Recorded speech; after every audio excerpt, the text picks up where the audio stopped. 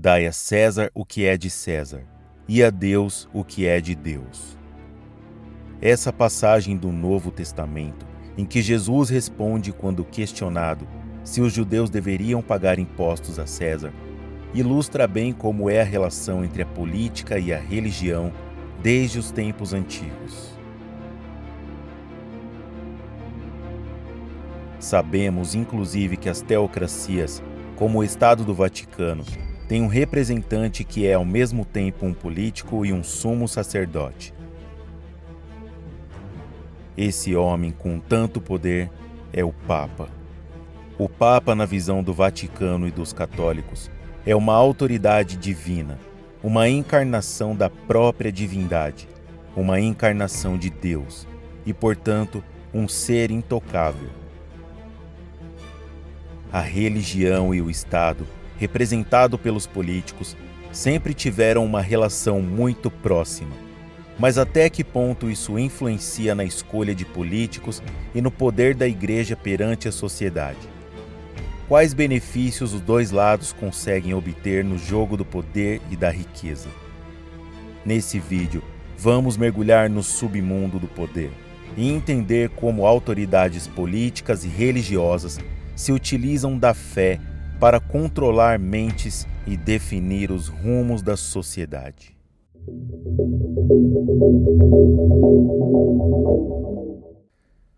A religião, em alguns casos, tem mais poder sobre um Estado e sobre um país do que a própria política, e por isso concentra toda a acumulação de poder e riqueza. Esse é o caso do Vaticano e do islamismo no Irã, por exemplo.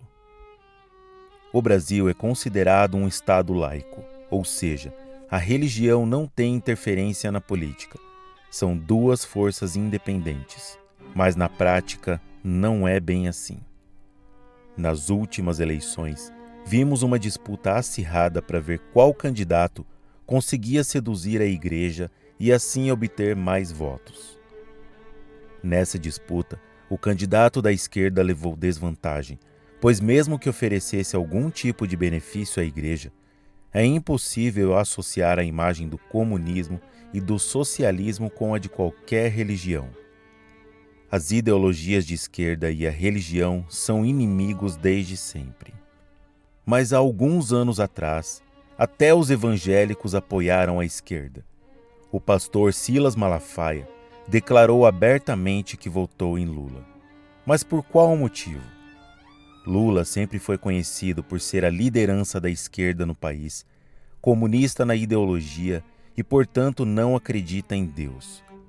Que tipo de vantagem esse apoio a Lula teve para a Igreja em troca de alguns milhões de votos? Essa é a pergunta que muitos fazem. O pastor Edir Macedo, dono da Igreja Universal do Reino de Deus, declarou no final do ano passado que a eleição de Lula foi a vontade de Deus, que ele pediu a Deus que fosse feita a vontade dele e Deus escolheu Lula. Em sua fala, pediu também a seus fiéis seguidores para perdoarem o petista e orarem por ele durante seu mandato, pois foi ele o escolhido por Deus para governar o país. Os questionamentos a respeito de tanto interesse de políticos pela Igreja é o fato de a bancada evangélica no Congresso ser uma das mais fortes e mais atuantes. Dessa maneira, conseguem obter diversas vantagens para a Igreja, além de ser decisiva na votação dos mais diversos tipos de projetos políticos que visam sempre os interesses da Igreja. Todos devemos respeitar as religiões, mesmo as pessoas mais céticas. Ela tem um papel fundamental para pais e professores na educação dos filhos. Os Estados Unidos, a maior potência mundial, foi fundada em bases cristãs que permanecem intocadas até os dias de hoje, assim como outros países. A fé divina ajudou também a controlar a luta de classes, pois se não houvesse religião, os mais pobres fariam uma revolução e assassinariam os mais ricos, pois algumas religiões fazem os mais humildes entenderem que os ricos são maus, mas que devemos perdoá-los. A religião também é necessária porque controla o ímpeto comunista de se instalar em um país. Comunistas abominam qualquer tipo de crença religiosa, abominam Jesus Cristo e Deus. Eles servem a outro tipo de coisa, e para eles, quanto pior, melhor. Porém, não podemos negar o fato de que a religião serve como uma ferramenta eficaz como controle das mentes, como uma maneira de manter a ordem e a moral, dizendo aos fiéis que os governantes são seres divinos enviados pelos deuses para proteger a terra. Em troca, o Estado oferece muitas vantagens em forma de terrenos, ajuda financeira, isenção de impostos e, o mais importante, poder e influência. E assim, essa espécie de parceria permanece. A relação do Vaticano com a política é muito estreita. A relação dos evangélicos com a política é muito estreita, assim como os judeus e os muçulmanos. Todas as religiões têm fortes ligações com a política, porque é um meio de controle e um meio de se obter poder muito eficaz. É como se fosse uma mão lavando a outra. As igrejas convencem os fiéis de que a política é ruim, mas necessária, que os fiéis devem respeitar e agradecer às autoridades, e por isso ela os influencia a escolherem um candidato, e geralmente o escolhido é o que oferece maiores benefícios. A igreja também faz um papel muito importante de caridade, de ajuda humanitária, de acolhimento que o Estado não é capaz de fazer, e em troca recebe alguns benefícios. Uma troca justa. A religião, assim como a política, é uma prática necessária. Ela acalma os corações e mentes dos menos favorecidos, dos sofredores, dos enlutados, das pessoas sem esperança. E muitos realmente se salvam do fundo do poço através da religião e conseguem dar um rumo para a sua vida. Note que estou falando aqui de religião, de uma doutrina, de um local físico que as pessoas vão em busca de uma palavra de conforto. Não estou falando de Deus. Você pode crer em Deus, ter fé, ter a sua igreja particular dentro de você e não precisar frequentar uma igreja com seres humanos que se dizem enviados de Deus, passando alguma mensagem para você e te cobrando uma porcentagem do seu salário. São duas coisas completamente diferentes.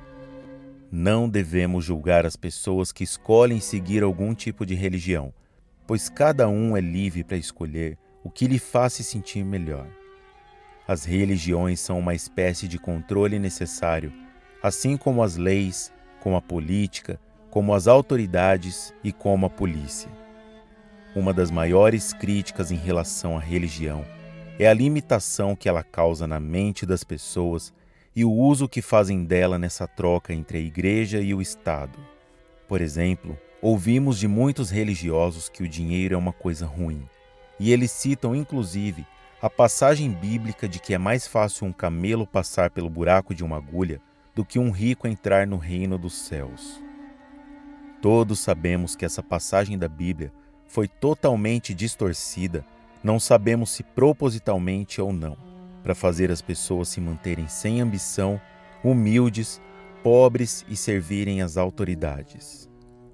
Mas sabemos também que há religiões que falam o oposto disso, que dizem que ser rico agrada a Deus, como por exemplo o judaísmo, e não à toa, a maioria dos judeus são ricos.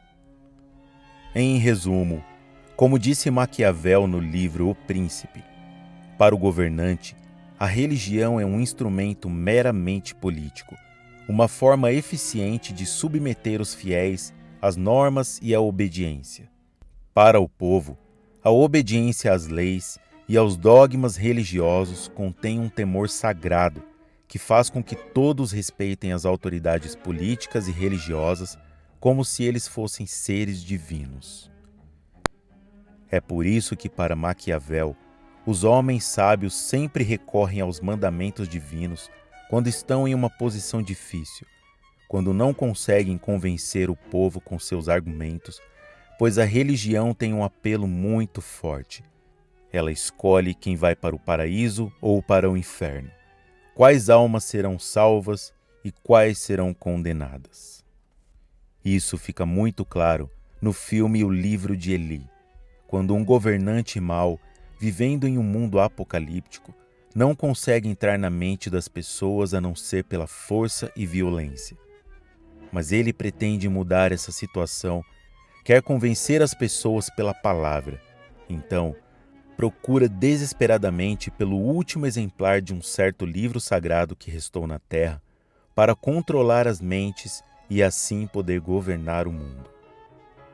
No filme O Poderoso Chefão, até hoje considerado pela crítica como um dos maiores filmes já produzidos, claramente nota-se a influência da política na igreja, insinuando até mesmo que a máfia italiana, através da política, teria sido responsável por escolher qual seria o próximo Papa. A religião é sempre uma arma poderosa. E a pergunta que fica é: quais são os reais interesses da igreja? Deixe nos comentários a sua opinião sobre essa relação entre política e religião e quais as consequências que ela traz para a sociedade.